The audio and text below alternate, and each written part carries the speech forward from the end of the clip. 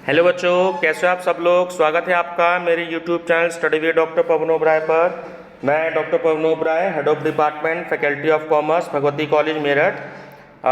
बच्चों, आज इस वीडियो में मैं आपके लिए सीसीएस यूनिवर्सिटी मेरठ का जो BA, BCom, BSc first year में जो आपका एग्ज़ाम होता है एनवायरमेंटल स्टडीज़ का, तो उसके लिए मैं आपके लिए 2019 के तीनों सेट मैंने अवेलेबल कर लिए हैं। कल शाम को मैंने एक सेट अवेलेबल कर लिया था जो कि बीए फर्स्ट ईयर में आया हुआ था, और ये देखिए जैसे सामने आपको स्क्रीन पे नज़र आ रहा है, तो ये बीएससी पार्ट फर्स्ट में आया हुआ सेट है, ठीक है ना। इसके बाद मैं आपको बीकॉम वाला भी सॉल्व करवाऊंगा, क्योंकि ये देखिए सिलेबस तो आप सबका सेम होता है, BA, BCom, BSc first year का एनवायरमेंटल स्टडीज़ का, क्योंकि क्वेश्चन पेपर जो है वो आपका एक ही दिन नहीं होता, सबका अलग अलग दिन होता है। बीए का अलग होता है, बीकॉम का अलग होता है, बीएससी का अलग होता है, तो आपका जो सेट होता है वो क्वेश्चंस का अलग होता है, ठीक है ना।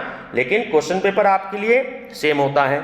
एक सेट जो है मैं आपके लिए लेकर के आया हूँ 2018 का, तो वो भी मैं आपको जो है अगली वीडियो में मैं आपसे डिस्कस कराऊंगा। पहले 2019 का डिस्कस कराऊंगा, फिर मैं आपको 2018 का डिस्कस कराऊंगा, ठीक है बच्चों। तो इससे पहले जो मैं बताना चाहूँगा, जो मेरे चैनल पर नए हैं तो मेरा channel study with doctor Pawan Oberoi जरूर सब्सक्राइब कर लीजिएगा, लाइक और शेयर भी कर लीजिएगा, क्योंकि यहीं पर आपको सीसीएस यूनिवर्सिटी मेरठ से रिलेटेड सारी लेटेस्ट इन्फॉर्मेशन मिलती रहेंगी, और प्रीवियस ईयर के सब्जेक्ट वाइज भी आपको सोल्ड पेपर, अनसोल्ड पेपर भी आपको मिलेंगे। तो आप मेरी प्लेलिस्ट जरूर विजिट करिएगा, क्योंकि मेरी प्लेलिस्ट में 32,000 से ज़्यादा के एमसीक्यूज आपको जो है अवेलेबल मिलेंगे, और 350 लगभग मेरी प्लेलिस्ट है, तो आपको जरूर इसमें बेनिफिट होगा, ठीक है बच्चों। चलिए डिस्कस करते हैं।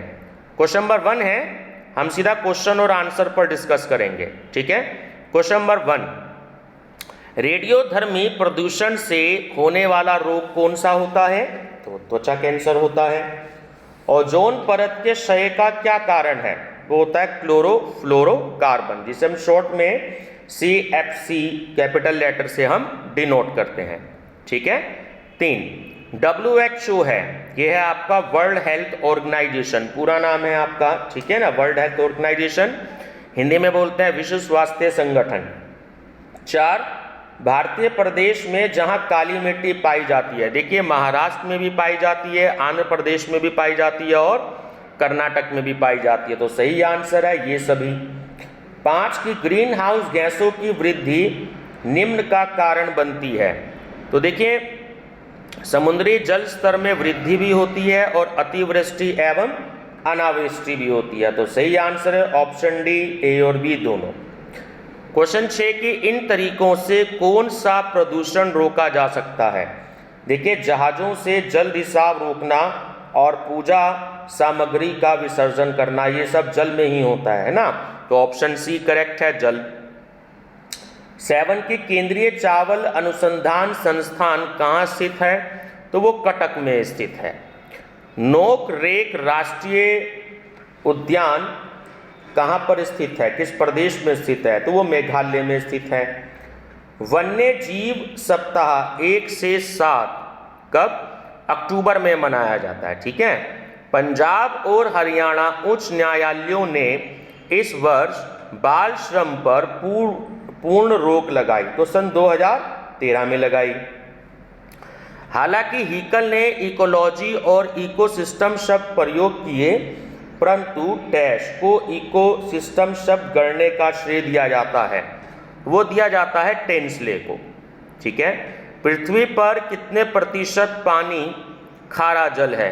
तो वो है आपका 96.5, ठीक है।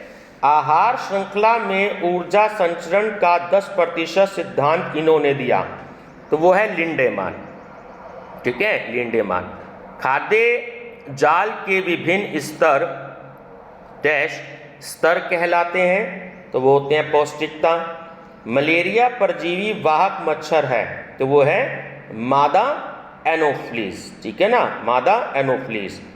मलेरिया परजीवी की खोज पर डैश में रोनाल्ड रॉस को नोबेल पुरस्कार मिला, तो वो सन 1902 में मिला। क्षय रोग किससे फैलता है? वायु से फैलता है। IUCN है। तो देखिए इसका पूरा नाम है प्रकृति संरक्षण का अंतरराष्ट्रीय संघ। प्रकृति संरक्षण का अंतरराष्ट्रीय संघ। हंसाने वाली गैस कौन सी होती है? Nitrous oxide. तालाब जल प्रदूषक है किसका? देखिए कपड़े धोना, कचरा फेंकना और नौका विहार, तो ये सभी, ऑप्शन डी इसका करेक्ट आंसर है। भारत में अर्ध शुष्क क्षेत्र कहाँ स्थित है? तो वो पश्चिम भारत और दक्कन के पठार में स्थित है। जीवधारियों का प्राथमिक ऊर्जा स्रोत है तो वो है सूर्य। जीवों और उनके पर्यावरण के बीच आपसी संबंध के विज्ञान को क्या कहते हैं? तो वो कहते हैं पारिस्थितिकी। ठीक है। तटीय प्रदूषण के कारण है तो देखिए वो है सीवेज उत्सर्ग, तेल, कचरा, है ना। वायुमंडल में यह हाइड्रोकार्बन प्रदूषक के रूप में सबसे अधिक विद्यमान है तो वो है आपका मीथेन। ध्वनि स्तर को मापने की इकाई कौन सी होती है? तो वो होती है डेसिबल। निम्न के विषाक्त प्रभाव से मिनीमाता रोग होता है तो वो होता है पारा। सागर जल में निम्न लवण सर्वाधिक मात्रा में पाया जाता है तो देखिए वो होता है सोडियम। हम नमक खाते हैं, है ना, सोडियम। यह मृतपोषी है तो देखिए बैक्टीरिया, कवक, प्रोटोजोआ, और प्रोटोजोआ तो कुछ ही होते हैं, है ना। चलिए तो बैक्टीरिया, कवक और प्रोटोजोआ। एक सींग वाला गेंडा और सुनहरा लंगूर यहाँ पाए जाते हैं, कहाँ पर? हिमालय की तलहटी पर। ठीक है। केरल के मेड को हम इन्हें अप्रवाही जल भी कहते हैं, में यह पेड़ पाया जाता है तो पाया जाता है पाल्म। ठीक है, पाल्म। भारत की जलवायु है देखिए वो उपोष्ण कटिबंधीय भी है और उष्ण कटिबंधीय भी है तो सही आंसर है ऑप्शन डी, ए और बी दोनों। भारत का राष्ट्रीय पक्षी है कौन? वो है मोर। ठीक है। ओजोन का क्या अर्थ है? देखिए O3 से हम ओजोन को डिनोट करते हैं। कभी ना समाप्त होने वाले संसाधन हैं, देखिए सौर ऊर्जा, जल और गुरुत्वाकर्षण। पेड़ पौधे कैसे संसाधन हैं? तो वो हैं आपके प्राकृतिक और जैविक। सूखे वन यहाँ पाए जाते हैं देखिए दक्कन पठार में भी, राजस्थान में भी और उत्तर प्रदेश में भी, तो सही आंसर है ऑप्शन डी इन सभी में। यहाँ यह वन से होने वाला लाभ नहीं है तो वह है मृदा समृद्धिकरण। ठीक है। सामान्यतः पेयजल का पीएच कितना होता है? तो वो होता है 4। समुद्री पारितंत्र के प्रभावी कारक हैं तो वो है लवणता, तरंगें और ज्वार भाटा। लवणता, तरंगें और ज्वार भाटा। ठीक है। 41। यह पिरामिड स्थलीय पारितंत्र में सीधा और जलीय में उल्टा होता है तो उसे हम कहते हैं जीव भार पिरामिड। जीव भार पिरामिड। ठीक है। हचिंसन द्वारा वर्णित एल्टोनियन आहार श्रृंखला है तो वो है शाक, शाकाहारी, मांसाहारी, हिंस। शाक, शाकाहारी, मांसाहारी, हिंस। ठीक है। भारत में कितने जैव भौगोलिक क्षेत्र हैं? तो वो है 10। भारत में यह जैव भौगोलिक क्षेत्र जैव विविधता का हॉटस्पॉट है क्योंकि यहाँ स्थानीय जीवों की भरमार है तो वो है पश्चिमी घाट। इस जैव साम्राज्य में सर्वाधिक जैव विविधता है मोनेरा। मोनेरा में सर्वाधिक जैव विविधता होती है। ठीक है। यह मोनेरन नहीं है, फंजाई। प्रोटिस्टा इनके द्वारा प्रजनन करते हैं देखिए बाइंडी विखंडन और बीजाणु दोनों के द्वारा, तो सही आंसर है ऑप्शन सी, ए और बी दोनों। नेक्स्ट सेकंड, निम्नलिखित कथनों को ध्यान से पढ़िए। सौर ऊर्जा नवीकरणीय ऊर्जा स्रोत है और वैज्ञानिक ताप नाभिकीय ऊर्जा स्रोत का लंबे समय से जाने जाते हैं और पवन ऊर्जा गैर परंपरागत ऊर्जा स्रोत है। देखिए जो फर्स्ट और 3 ऑप्शन है वो बिल्कुल सही है, ठीक है ना। सौर ऊर्जा नवीकरणीय ऊर्जा का स्रोत है, पवन ऊर्जा गैर परंपरागत ऊर्जा का स्रोत है, तो ऑप्शन बी करेक्ट है। पांडुरंग हेगड़े ने किस आंदोलन का नेतृत्व किया और कहां पर? तो वो अपिको में हुआ, ठीक है। अपिको ये आंदोलन का नाम था और कहां पे किया था? कर्नाटक में किया था। वन संरक्षण हेतु आंदोलन, देखिए ऑप्शन सी दोनों ही ठीक है, ए और बी, चिपको और अपिको। चिपको और अपिको, चिपको आंदोलन यह हुआ था आपके उत्तराखंड में और सुंदरलाल बहुगुणा जी के नेतृत्व में हुआ था, ठीक है। ये प्राणी या जाति विलुप्तीकरण के समीप है, ठीक है, तो वो है आपकी संकटग्रस्त। मरुद्भिद पादप कौन से पारितंत्र में पाए जाते हैं? तो रेगिस्तान के मरुस्थलीय पारितंत्र में पाए जाते हैं, रेगिस्तान के मरुस्थलीय पारितंत्र में। 53 निम्न में से कौन सा प्रभाव काट दाह कृषि द्वारा होता है? देखिए ए और सी दोनों, मृदा प्रदूषण भी और वायु प्रदूषण भी, तो सही आंसर है ऑप्शन डी, मृदा प्रदूषण और वायु प्रदूषण। अल्पाइन वन कहाँ पाए जाते हैं? अल्पाइन वन पाए जाते हैं हिमालय में, ठीक है। गंगा के डेल्टा क्षेत्र में निम्न प्रकार के वृक्ष पाए जाते हैं, तो सदाबहार के, किसके? सदाबहार के, जिसे हम मैनग्रोव भी बोलते हैं। यह जल की समस्या नहीं है, यह जल समस्या नहीं है। वर्षा जल संग्रहण, वर्षा जल संग्रहण जो है वो जल समस्या नहीं है। भोपाल गैस त्रासदी किस वर्ष में हुई थी? मैंने कई बार बताया है, सन 1984 में हुई थी। इनमें से कौन सा बयान सही है? देखिए केकड़ा, घोंगा, भेक अकशेरुकीय प्राणी है और शेर, पुंछी, मकाक, पतेना, ग्रेट इंडियन बस्टर्ड पक्षी है। देखिए इन दोनों में से कोई भी सही नहीं है, ये दोनों ही पॉइंट गलत हैं, ठीक है ना। ऑप्शन डी आपका करेक्ट है। उभयचारी जो कि स्थल जलचारी जीव भी हम उसे कहते हैं, तो वो कौन है? तो ऑप्शन बी करेक्ट है, भेक और मेंढक।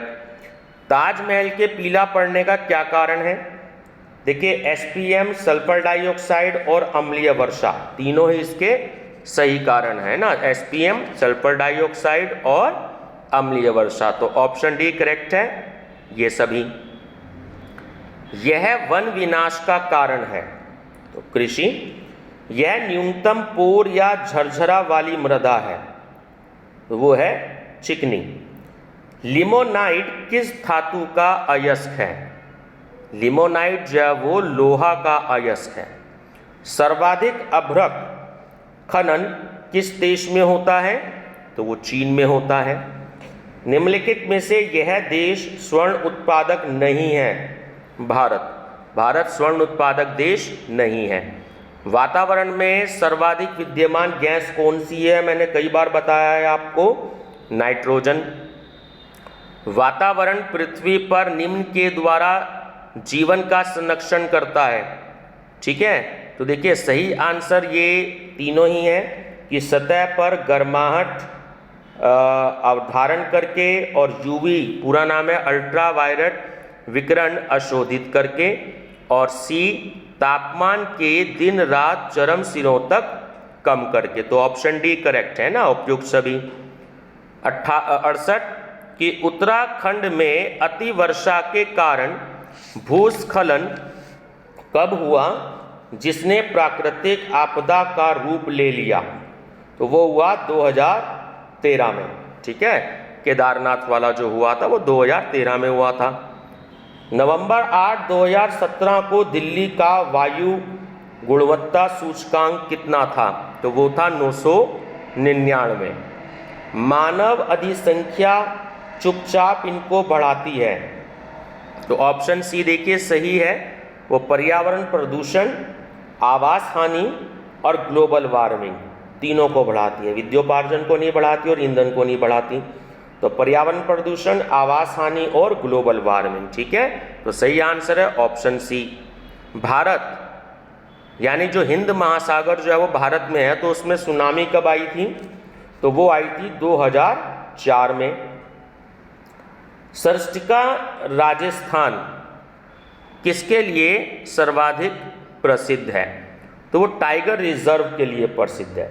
ठीक है, ध्यान रखिएगा, टाइगर रिजर्व। यह संसाधन एक बार उपयोग के बाद दोबारा नहीं मिलते, तो वो होते हैं अनवीकरणीय।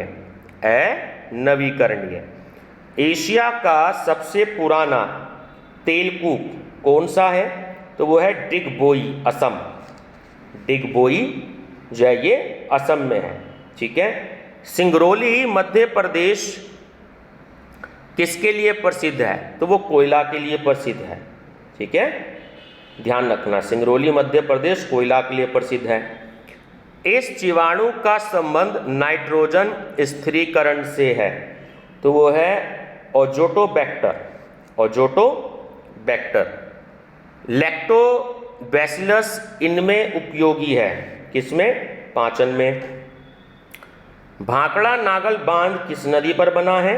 सतलुज पर बना है। भारत में सबसे ज्यादा ऊंचाई पर बांध बना है, कौन सा? टिहरी। ठीक है, चलिए नेक्स्ट 80 है। आणविक ईंधन है, तो देखिए वो यूरेनियम 235 भी है और आपका प्लूटोनियम 239 भी है। तो सही आंसर है ऑप्शन सी, ए और बी दोनों। भूकंप डैश से अधिक रिक्टर पैमाने पर यातायात के वाहन उलट जाते हैं, तो वो होता है 5.4।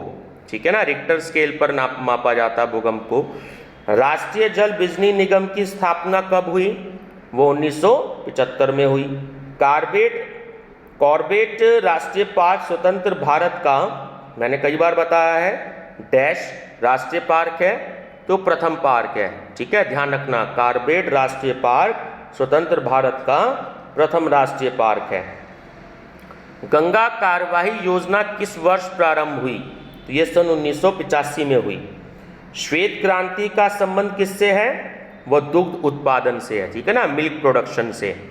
भारत में बांध और बैराज बनाने में सबसे बड़ी समस्या है, वो है पुनर्वास। ठीक है, भारत का ठंडा रेगिस्तान कौन सा है? लद्दाख। बांध निर्माण के अन्य प्रभाव हैं, देखिए तीनों ही हैं। जल पारितंत्र पर प्रभाव, आसपास के क्षेत्र में जल भराव और जंतुओं की आवास क्षति। तो ऑप्शन डी करेक्ट है ये सभी। ग्रीन हाउस खेती करने वाला पहला भारतीय राज्य है, तो वो है पंजाब। जनसंख्या विस्फोट प्राकृतिक संसाधनों को इस प्रकार प्रभावित करता है, देखिए वन क्षेत्र संक्षेपीकरण भी, भोजन का रिक्तीकरण भी और पशु आवास का विनाश भी। तो सही आंसर है ऑप्शन डी ये सभी। ये पर्णपाती वृक्ष नहीं है, जो देवदार होता है ये पर्णपाती वृक्ष नहीं होता। ठीक है, जीवाश्मीय ईंधन है डैश संसाधन, तो यह अनवीकरणीय संसाधन, जो जीवाश्म ईंधन है ये अनवीकरणीय संसाधन है। ठीक है, वातावरण में हानिकारक तत्वों को प्रवृत्त करने के द्वारा स्वास्थ्य को हानि पहुंचने पर भारत में निम्न धारा लगती है, तो वो लगती है section 278 IPS Indian penal code, है ना, 278 IPS Indian penal code. Delhi के 50 किलोमीटर दायरे में यह प्राणी विहार नहीं है, तो वो है आपका ऑप्शन है जिम कार्बेट। जिम कार्बेट, ठीक है, जिम कार्बेट, ध्यान रखिएगा। यह ग्लोबल वार्मिंग का प्रभाव नहीं है। पक्षी प्रवासन, विश्व में सर्वाधिक गेहूं की उपज करने वाला देश है, वो है चीन। यह उर्वरता प्रदायक खनिज नहीं है, पेट्रोलियम आप सब जानते हो। कुछ आध्यात्मिक ऊर्जा खनिज हैं, तो देखिए आध्यात्मिक ऊर्जा होता है कोयला, पेट्रोलियम और प्राकृतिक गैस। कोयला, पेट्रोलियम और प्राकृतिक गैस। यह खनिज दोहन के लिए वनीय भूपृष्ठ के वनस्पति आवरण को हटाने से होता है। देखिए, मृदा विनाश भी होता है, जैव विविधता ह्रास भी होता है और वन विनाश भी होता है। तो सही आंसर है ऑप्शन डी, ये सभी। यह पिरामिड सदा सीधा रहता है, वो होता है आपका ऊर्जा पिरामिड। ठीक है बच्चों, ये देखिए 100 क्वेश्चन हैं और ये यूनिवर्सिटी की जो आंसर की मेरे को प्रोवाइड हुई है वो मैं आपके साथ ये डिस्कस कर रहा हूँ। अगर किसी क्वेश्चन में डाउट हो तो आप इससे टैली कर सकते हैं। ठीक है बच्चों, वीडियो पसंद आई हो तो लाइक शेयर सब्सक्राइब जरूर करिएगा। ठीक है, क्योंकि मेरे ही चैनल पर आपको प्रीवियस ईयर के सीसेस यूनिवर्सिटी मेरठ के जो आपको BA BCom BSc first year second year third year के सारे अनसोल्ड पेपर और सोल्ड पेपर आपको हिंदी इंग्लिश दोनों मीडियम में मिलेंगे। और आपसे मेरी रिक्वेस्ट है कि आप मेरी प्लेलिस्ट जरूर विजिट करिएगा, क्योंकि ये सारे क्वेश्चन जो हैं आपको मेरी प्लेलिस्ट में ही मिलेंगे। मैं जो भी कोई वीडियो बनाता हूं तो उसी सब्जेक्ट की मैंने जो है 16-17 प्लेलिस्ट बना रखी हैं। तो उस प्लेलिस्ट में ही मैं उस क्वेश्चन को सेव कर देता हूं, अपलोड कर देता हूं। तो आप उसकी प्लेलिस्ट जरूर विजिट करिएगा। अगर आपको कोई बुक भी अवेलेबल नहीं हो पा रही है तो आप मेरी प्लेलिस्ट की स्टडी कर लीजिएगा। हिंदी मीडियम और इंग्लिश मीडियम दोनों में क्वेश्चंस हैं। इंग्लिश में थोड़े कम है, बट मैं आप देख रहे हो कि 2-3 वीडियो रोज अपलोड कर रहा हूं।